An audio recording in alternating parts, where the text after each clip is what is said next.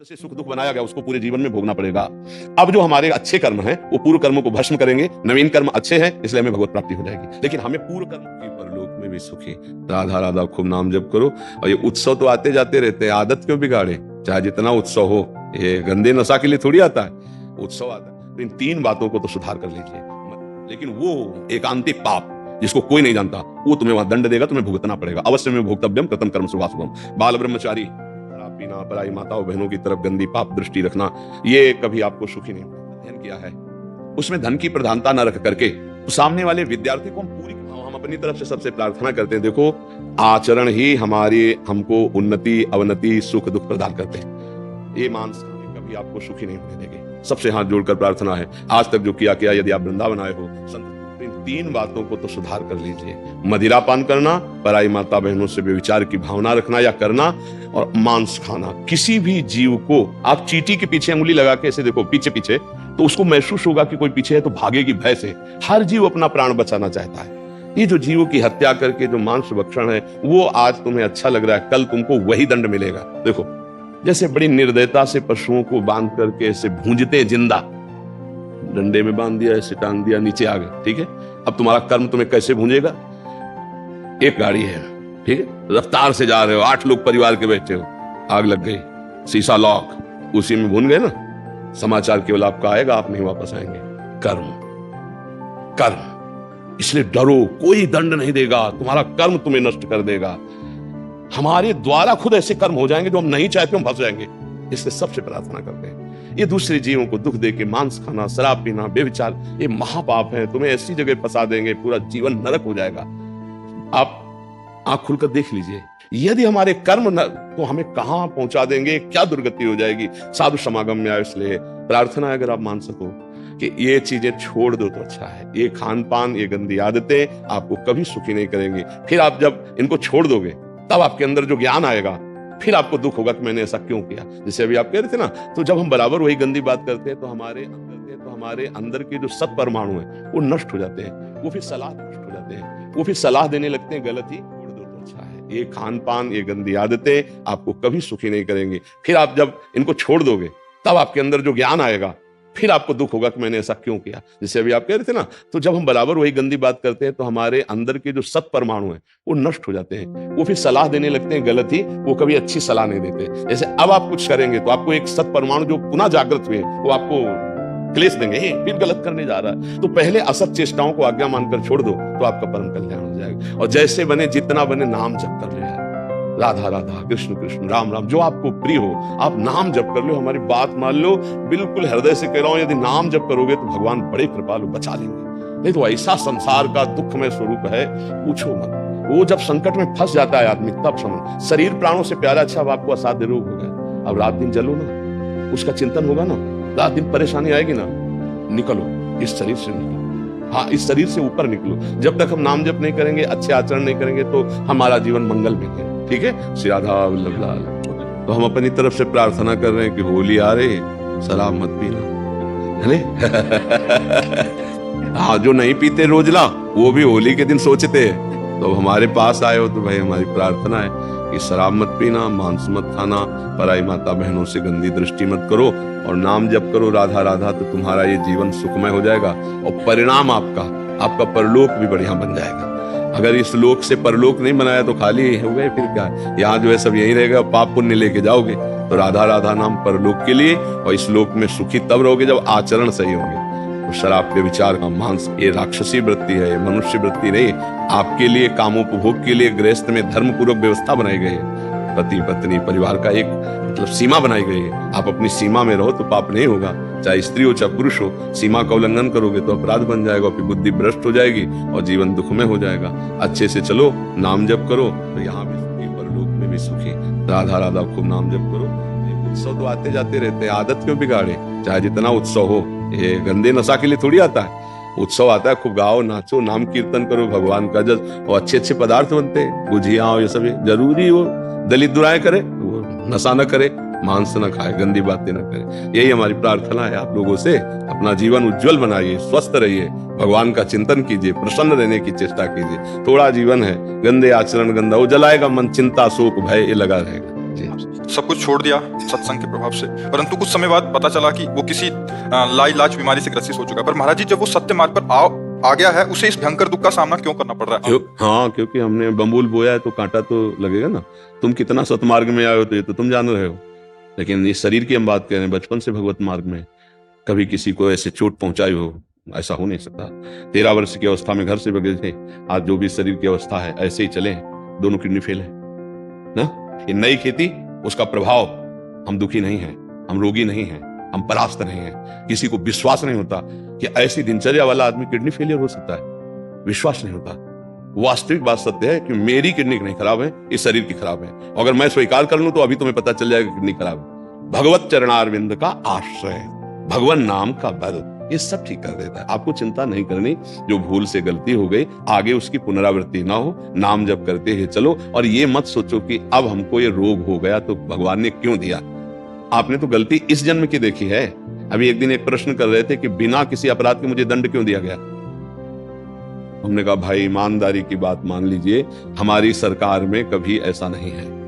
जो आध्यात्मिक भागवतिक निर्णय है उसमें कभी ऐसा नहीं। इसी जन्म के ऐसे पाप बताओ जिनका तुमने कोई प्रायश्चित नहीं किया, कोई दंड नहीं मिला, अब वो बो गए, वो फल नहीं देंगे आपको। ऐसी जगह पिटवाएंगे, ऐसी जगह फंसाएंगे जहां 100% सत्य हो, लेकिन वो एकांतिक पाप जिसको कोई नहीं जानता, दंड देगा, तुम्हें भुगतना पड़ेगा। अवश्य में भोक्तव्यम कृतम कर्म शुभाशुभम। बाल ब्रह्मचारी, जिंदगी में कभी भी अधर्म और असत्य और पाप आचरण न करने वाला महावैष्णव 6 महीना बाणों की सजा पर पूर्व कर्म भोग, अवश्य में भोक्तव्यम। इस शरीर का जब निर्माण हुआ तो जो प्रारब्ध से सुख दुख बनाया गया उसको पूरे जीवन में भोगना पड़ेगा। अब जो हमारे अच्छे कर्म हैं वो पूर्व कर्मों को भस्म करेंगे, नवीन कर्म अच्छे हैं इसलिए हमें भगवत प्राप्ति हो जाएगी। लेकिन हमें पूर्व कर्मों से जब शरीर निर्माण किया गया तो उसमें 2 रखे गए थे, पाप और पुण्य। तो पुण्य का प्रताप अलग सुख, उन्नति, जय। पाप का प्रताप पराजय, अवनति, दुख। ये भोगना पड़ता है बड़े बड़े सिद्ध महापुरुषों के शरीरों में। तो आप तो अभी इस बात को समझ लीजिए कि आपकी तो अभी कोई साधना ही नहीं है, तो आपको जो दंड मिल रहा है वो किसी के द्वारा नहीं निर्धारित किया गया, भगवान के द्वारा। अवश्य में, गीता में अवश्य में भोक्तव्यम कृतम कर्म शुभाशुभम। जो शरीर शुभ अशुभ से रच गया है, वो जो गोदाम है वो तो शरणागत हो, भजन करोगे तो भस्म हो जाएगा। जो आगे हैं अब सावधानी से चल रहे इसलिए गंदे काम होंगे, अगर भूल चूक से हो जाते हैं तो तत्काल उसका दंड मिलेगा, हृदय जलेगा, बहुत परेशानी महसूस होगी, उसी में भस्म हो जाएगा। लेकिन जो शरीर रचना में हुई कि भाई 80 साल जीना है, 5 साल की अवस्था में ये दंड, 18 में ये, 22 में वो मिलेगा। ये अब हमारी नई फसल है, नई खेती। हमें बहुत विवेक पूर्वक चलना है, घबराना नहीं कि भक्ति में चल रहे हैं तो कष्ट ज्यादा बढ़ रहे हैं। नहीं, 1 इंच भी कष्ट ज्यादा नहीं मिलेगा। जो हमें परिणाम भोगने वो भोगने ही हैं। नहीं तो देखो बड़े बड़े संतों के, किसी के कैंसर, किसी के रामकृष्ण परमहंस जी के गले में कैंसर, भगवत प्राप्त महात्मा, बड़े बड़े महापुरुषों के, तो ऐसा क्यों फिर होता है? उनकी भक्ति में कोई कमी होती है क्या? नहीं। तो यह हमें ध्यान रखना है कि हमको शारीरिक दंड भोगने पड़ेंगे, मानवदेह है, बड़े बड़ों को भोगना पड़ा। आप इतना समझो, भगवान राम जी के पिता का सौभाग्य प्राप्त हुआ दशरथ जी को, हुआ ना। इसके बाद दशरथ जी के द्वारा एक अपराध बन गया था श्रवण कुमार का, अचानक में वो, तो आप देखो वो पुत्र के वियोग में भी उनके माता पिता पधारे ना, तो महाराज भगवान पुत्र बने लेकिन उसको मिटारा नहीं। दशरथ जी को वैसे ही तड़प कर प्राण त्यागने का श्राप हुआ था, वैसे ही तड़प कर प्राण त्यागे। तो भाई आप इतना इशारे से समझ लीजिए कि कर्म का जो दंड है निर्धारित जो हो चुका है वो तो भोगना पड़ेगा, और जो हमारे कर्म जमा है वो भस्म हो जाएंगे। महाराज मैं कहना चाह रहा हूँ, जैसे पूर्व कर्म से जो हमें कष्ट प्राप्त हो रहा है, जो परेशानी हो रही है, तो उसके लिए कुछ पश्चाताप का मार्ग नहीं, वो इसका ये एक ही पश्चाताप के नाम जब करते हैं उसके ऊपर उठो से भोगना पड़ेगा। जो प्रारब्ध छूट चुका है, इस शरीर में आ चुका है, वो हमको भोगना पड़ेगा। नहीं अगर ऐसा होता ना तो संत महात्मा 1 मिनट में छू छा करते सब हो जाता। जैसे लोग नहीं कहते कि ऐसा कर दो, इनका ये रोग ठीक कर दो, उनका ठीक कर दो। भैया आज तक हमने ऐसे किसी ब्रह्म ऋषि को नहीं देखा है, नहीं छू ऐसे किया वैसे हो गया। कितना वो भजन करते हैं छू करने वाले पता नहीं। नौटंकी नाटक कर्मों के नाश के लिए नहीं है, वो बहुत ही मतलब विचित्र खेल है।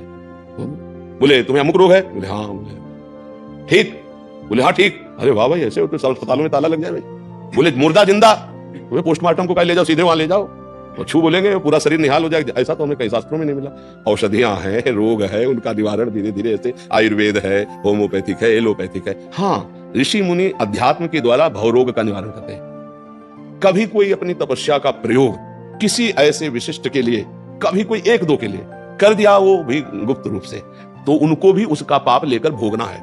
उसका दूर किया, उसका पाप लेकर भोग। ऐसा नहीं छू, ऐसा नहीं है, नहीं तो भगवान छू करके श्रवण कुमार के पिता का श्राप नष्ट कर देते। भगवान सर्व सामर्थ्यशाली। पक्का मतलब विधान को समझने की चेष्टा की जाए, इसलिए भक्ति पुष्ट हो जाएगी अगर विधान समझ जाओगे, नहीं तो आपकी अश्रद्धा हो जाएगी।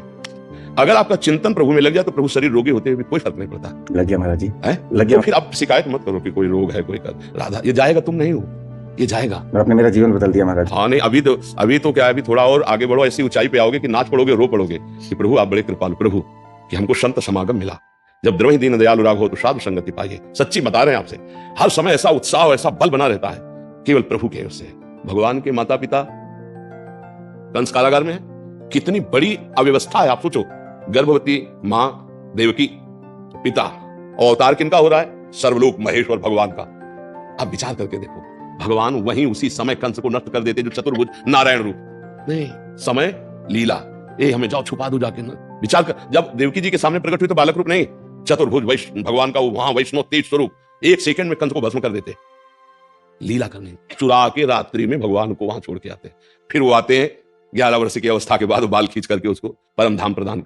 भगवान की हम जो लीलाएं गाते हैं उनका रहस्य समझो। जब भगवान ने उधर किया तो इधर कृष्णावतार में बाण मारा ना चरण में, तो हमारा कोई ना कोई कर्म जो किया हुआ है वो हमें भोगना पड़ेगा। ये किसी के छूछा जंत्र मंत्र से नहीं जाने वाले, थोड़ी देर के लिए तुम्हारी दिमाग की स्थिति को बदल दे, ऐसे मंत्रों का प्रभाव होता है, और इसके बाद आपका कर्म भोग आपको भोगना ही पड़ेगा। ये जरूर देखा है हमने कि कोई महापुरुष जैसे करुणा कर दिए और आपका रोग ठीक कर दिया। कैसे? आपका रोग अपने में ले लिया, वही रोग थोड़े दिनों बाद उनके ऊपर प्रकाशित मिलेगा पक्का।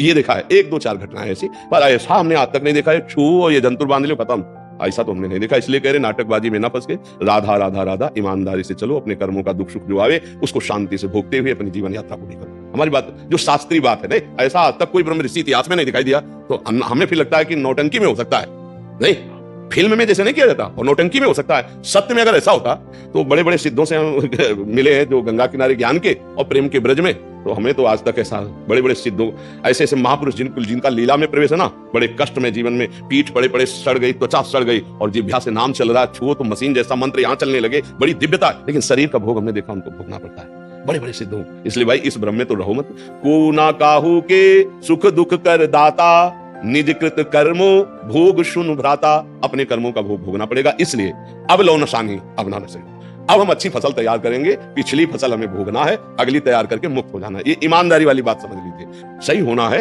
अपने ईमान बल से। राधा राधा राधा ऐसी ऊंचाई में पहुंचो कि तुम्हें शारीरिक कष्ट न पड़े, जो शारीरिक हो रहा है होगा वो तुम्हें व्यथा न पहुंचा पाए। सत्य के मार्ग को जानना, चलना और पाना ये बहुत कठिन हो रहा है। आज का जो समय हो रहा है, ये तो हम धन्य भाग मनाते हैं कि आप बैठ के सुनने आए हो, नहीं, आज इस सत्य मार्ग को लोग अवहेलना कर रहे हैं, सिर्फ हम नाटकबाजी को पसंद करते हैं। भगवान ने सिद्धांत बनाया, जैसे प्रधानमंत्री, राष्ट्रपति सब हमारे देश के ना, पर हमारा एक भारतीय संविधान है, कानून है, और उन्हीं के द्वारा किस बनाया हुआ है, उन्हीं पदों के द्वारा सब निर्धारित किया हुआ है। अगर वो उसके कानून के विरुद्ध गलती करेंगे तो उनको भी जेल जाना पड़ेगा, चाहे 10 मिनट के लिए जाना पड़े, स्वीकार करना पड़ेगा ना।